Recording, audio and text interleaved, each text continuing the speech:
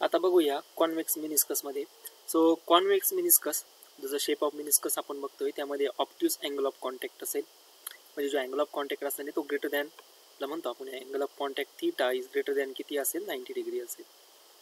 मग यामध्ये काय केलं तर जसं आपण कॉन्केव्ह मिनिस्कससाठी बघितलं होतं त्याच पद्धतीने एक सॉलिड आणि लिक्विड, त्यामध्ये जे लिक्विड असेल ते आता या ठिकाणी लिक्विड मर्क्युरी असणार आहे, लिक्विड मर्क्युरी असेल. ओके, आता या दोघांचा इंटरफेसवरती हा एक मॉलिक्यूल असेल, तो पॉइंट ऑफ कॉन्टॅक्ट तुम्हाला घ्यायचा आहे. आणि जसं की आपण घेतलंय की लिक्विड मर्क्युरीमध्ये कोहेसिव्ह फोर्स हा ॲडेसिव्ह फोर्सपेक्षा जास्त असतो, बरोबर. मग यावरती फक्त आता आपण काय बघूया, फोर्सेस कुठले कुठले अप्लाय होत आहे. मग सॉलिड मॉलिक्युल्सनी ऍक्ट केलेला पहिला फोर्स असेल adhesive force. So this is the direction of adhesive force. So here is the force adhesive force.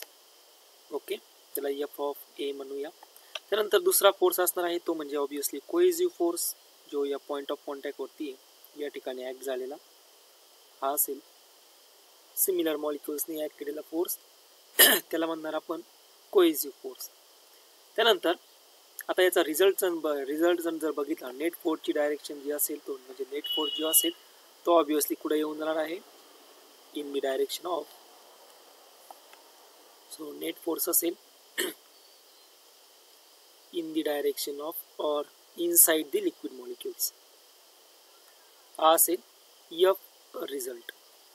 मग आता लिक्विड सरफेसची आपण प्रॉपर्टी घेतली आहे की जो लिक्विड सरफेस असतो, this liquid surface is perpendicular or normal to the net force.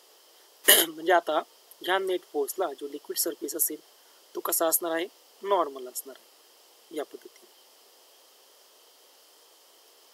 तर obviously जो लिक्विडचा सरफेस येऊन जाईल तो कसा असेल, हा असेल असा लिक्विडचा सरफेस. मग आता हा जो शेप झाला आहे हा शेप कुठला आहे, तर हा शेप असेल कॉन्व्हेक्स शेप. मग आता राहिलं काय, अँगल ऑफ कॉन्टॅक्ट शोधायचं. मग अँगल ऑफ कॉन्टॅक्ट कुठं असणार आहे, जसं मी सांगितलंय बघा, कॉन्केव्ह मिनिस्कसमध्ये अँगल ऑफ कॉन्टॅक्ट कसा घेतला जातो, लिक्विड सरफेसचा tangent away from the solid पाहिजे. सो इथेही लिक्विड सरफेसचा टँजेंट असेल तो अवे फ्रॉम द सॉलिड असेल, म्हणजे इनसाइड जाणारा जो काही टँजेंट असेल तो आपल्याला कन्सिडर करायचा नाही. त्यासोबतच सॉलिड सरफेसचा टँजेंट तो इनसाइड द लिक्विड पाहिजे, हा असेल सॉलिड सरफेसचा टँजेंट इनसाइड द लिक्विड. आणि या दोन्ही टँजेंट मधला जो अँगल असेल, या दोन्ही टँजेंट मधला जो अँगल असेल, this angle is called as angle of contact. मग आता तुम्ही चेक करू शकता angle of contact greater than किती आला, 90 डिग्री. क्लिअर झालं. अजून याला चांगल्या पद्धतीने अँगल ऑफ कॉन्टॅक्ट कसा फाइंड करायचा ते व्यवस्थित समजून घेऊया. सो या पद्धतीने एक कंटेनर आहे, त्या कंटेनरमध्ये सॉलिड एक ग्लास आहे. त्यानंतर जसं की आपण घेतो इथं जो शेप असेल तो कॉन्व्हेक्स असणार आहे. So here is the convex shape. इथंही कॉन्व्हेक्स शेप असेल आणि इथंही कॉन्व्हेक्स शेप असतो. आता एवढ्या हाईटवरती काय येतो हे आपण कॅपिलरी ॲक्शन, कॅपिलरी राईज ॲक्शनमध्ये बघणारच आहोत. त्यानंतर आता तुम्हाला कुठल्याही ग्लास इंटरफेसचा अँगल ऑफ कॉन्टॅक्ट फाइंड करायचा. फॉर एक्झाम्पल ह्या पॉईंट ऑफ कॉन्टॅक्टसाठी मला अँगल ऑफ कॉन्टॅक्ट फाइंड करायचा. मग सगळ्यात सुरुवातीला काय घेणार, एक टँजेंट ड्रॉ करूया. सो हा एक लिक्विड सरफेसचा टँजेंट ड्रॉ केला. सांगितलं मी लिक्विड सरफेसचा ज्यावेळेस तुम्ही टँजेंट ड्रॉ करणार आहे तो कुठं पाहिजे, अवे फ्रॉम द सॉलिड पाहिजे. म्हणजे जो इनसाइड सॉलिड जातोय त्याला घ्यायचं नाही, अवे फ्रॉम द सॉलिड घेतला. त्यानंतर आता सॉलिड सरफेसचा टँजेंट हा इनसाइड लिक्विड पाहिजे. मग हा असेल सॉलिड सरफेस, हा असेल पॉइंट ऑफ कॉन्टॅक्ट. इथून टँजेंट ड्रॉ करणार, हा अवे फ्रॉम द सॉलिड आला, हा म्हणजे इनसाइड द लिक्विड आला. इनसाइड द लिक्विडच आपल्याला घ्यायचा असतो. हा जर टँजेंट वरती ड्रॉ केला तो आउटसाइड द लिक्विड असेल तो आपल्याला घ्यायचा नाही. आता ह्या दोघांमधला angle this is angle of contact. हा ग्रेटर दॅन 90 डिग्री आला तर तुमच्यावाला obtuse angle of contact. Shape is कसा असणार आहे, कॉन्व्हेक्स मिनिस्कस असेल. तुम्हाला वाटलं तर तुम्ही या ठिकाणी सुद्धा ड्रॉ करू शकता, या ठिकाणी सुद्धा ड्रॉ करू शकता, इथेही ड्रॉ करू शकता आणि इथेही ड्रॉ करू शकता.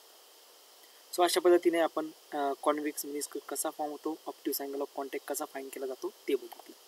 आता यानंतर आहे थर्ड पॉईंट, म्हणजे हा सेकंड झाला. थर्ड पॉईंट आहे झिरो अँगल ऑफ कॉन्टॅक्ट.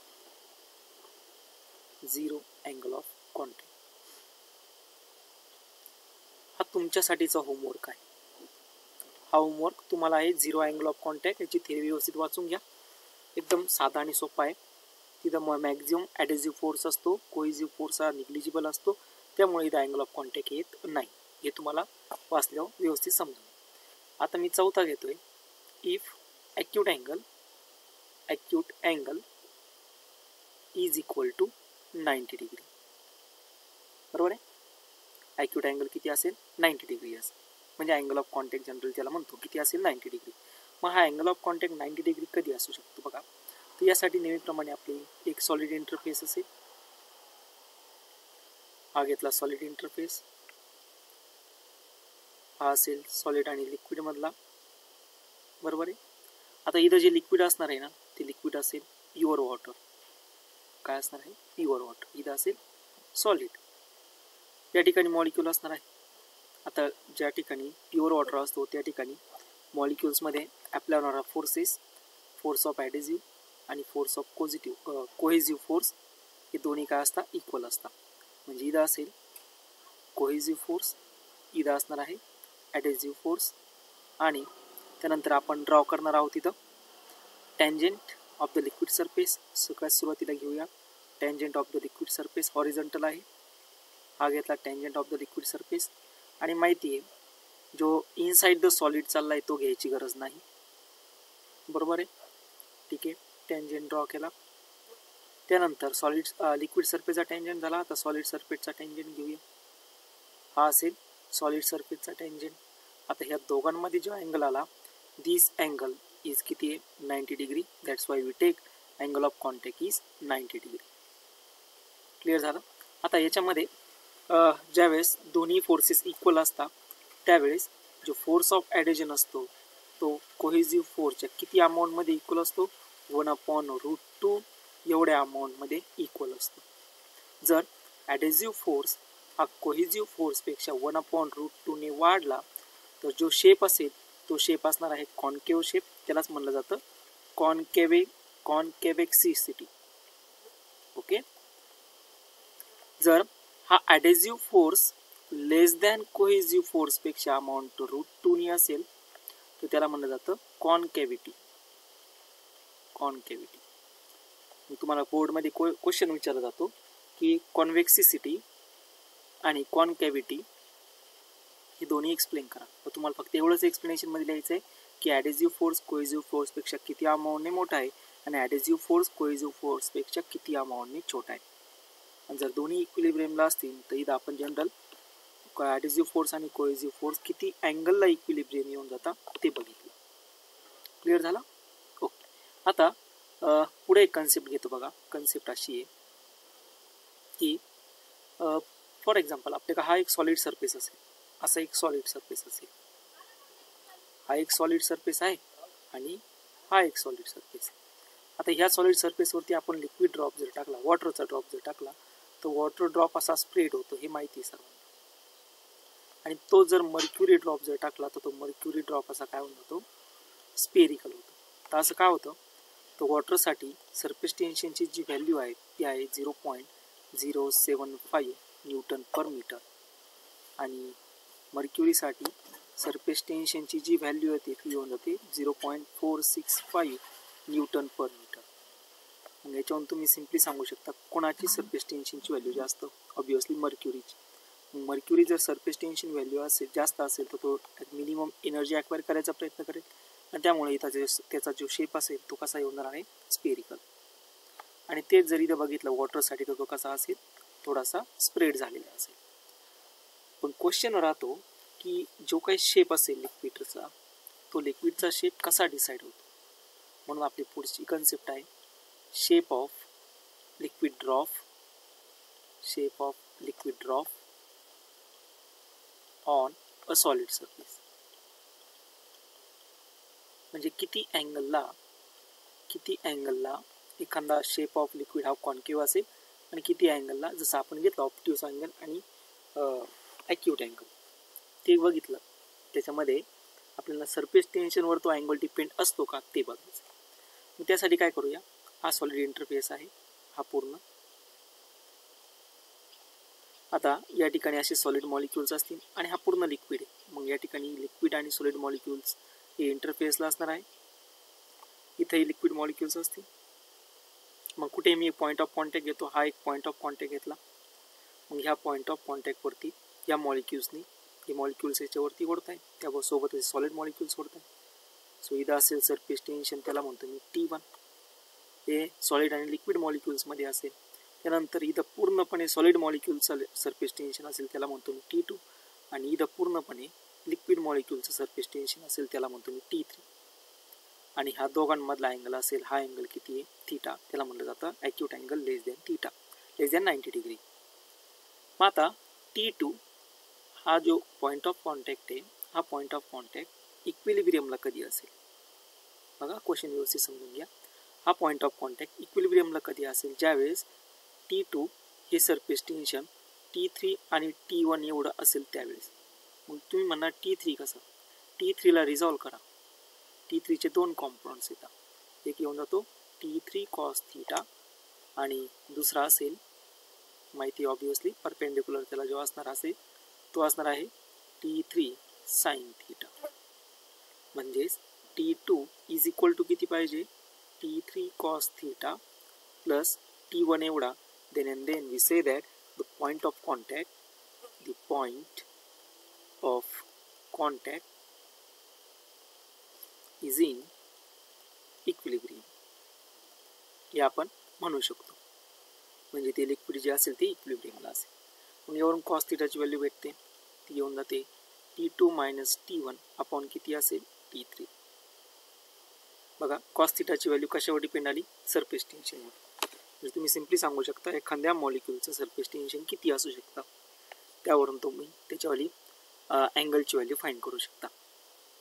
आता ज्या पद्धतीने आपण या वॉटर ड्रॉपलेटसाठी फाइंड केलं, त्याच पद्धतीने आपण या ठिकाणी आपल्या या मर्क्युरीसाठी सुद्धा फाइंड करू शकतो. त्याच्यामध्ये काही चेंजेस येते का बघा, लगेच समजेल आपल्याला. हा असेल मर्क्युरी ड्रॉप स्पेरिकल इथं तयार झालेला, बरोबर आहे, ठीक आहे. त्यानंतर हा इथं सॉलिड इंटरफेस असेल. त्यानंतर इथं मॉलिक्युल्समध्ये हा असेल पॉईंट ऑफ कॉन्टॅक्ट.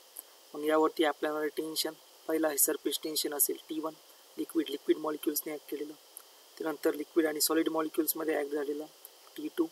आणि त्यानंतर तिसरं जे असेल ते लिक्विड मॉलिक्युल्स यावरती ॲक्ट करणार आहे, ते असेल T3.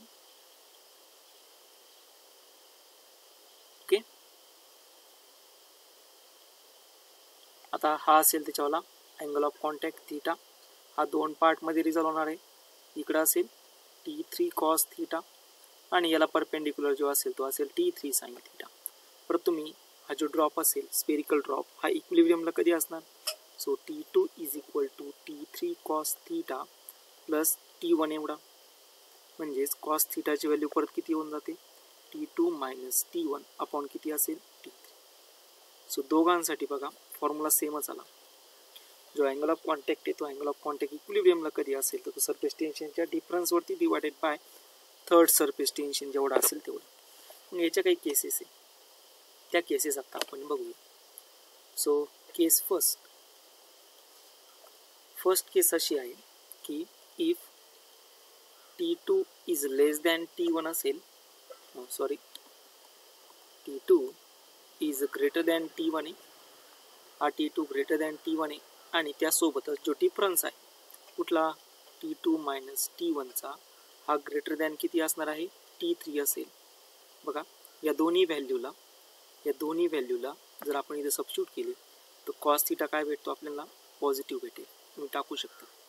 कॉस थीटा जर पॉझिटिव्ह आला तो angle of contact less than किती असणार आहे, 90 डिग्री. ओके, लेस दॅन किती असेल, 90 डिग्री.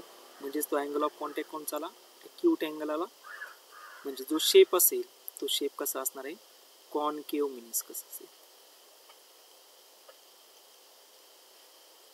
झालं, ही फर्स्ट केस. आता यानंतर सेकंड केस आहे. इफ सेकंड केस बघा, T2 is less than T1 असेल आणि जो काही डिफरन्स आहे कोणचा, T2 मायनस T1 हा लेस दॅन T3 असेल.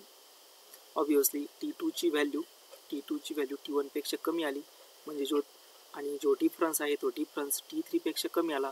So we get cos theta is negative. बरोबर आहे. कॉस थीटा काय होऊन जातो, निगेटिव्ह येऊन जातो. म्हणजेच थीटा हा ग्रेटर दॅन किती होऊन जाणार आहे, 90 डिग्री येऊन जाणार आहे. आणि थीटा जर ग्रेटर दॅन 90 डिग्री आला तो कुठला अँगल असेल, तो ऑब्ट्यूज अँगल असेल.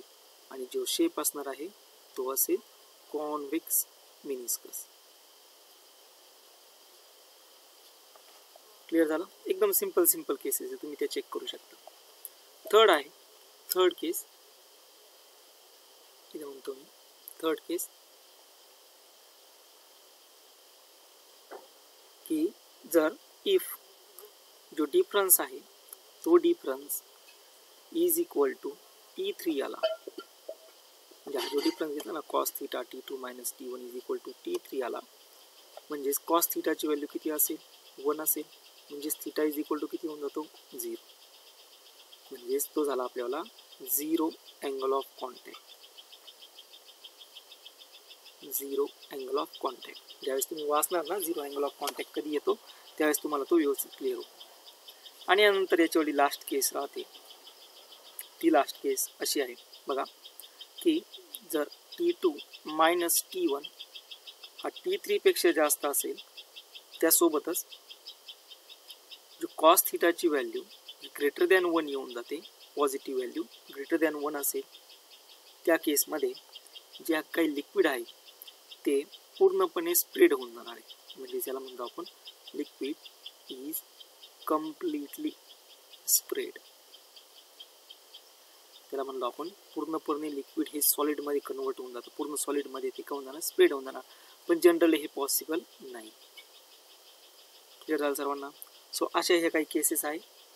आणि म्हणजे simple liquid is completely spread म्हणजे त्याला आपण आज दुसरं नाव म्हणू शकतो की ड्रॉप इज नॉट फॉर्म. आणि असं कधी झालंय का लिक्विडचा ड्रॉपच तयार होत नाही, तुम्ही विचार करू शकता. सो अशा ह्या काही केसेस आहे एकदम साध्या आणि सोप्या. कॉलच्या लेक्चरमध्ये कॉन्केव्ह मिनिस्कस बघितला, आजच्या लेक्चरमध्ये आपण कॉन्व्हेक्स मिनिस्कस बघितलं. त्यानंतर फक्त कॅपिलॅरिटीची याची शेवटची कन्सेप्ट राहते, ती आपण उद्याच्या लेक्चरमध्ये कव्हर करून घेऊया. तत्पूर्वी तुम्हाला काही होमवर्क आहे. आणि होमवर्क असा आहे बघा,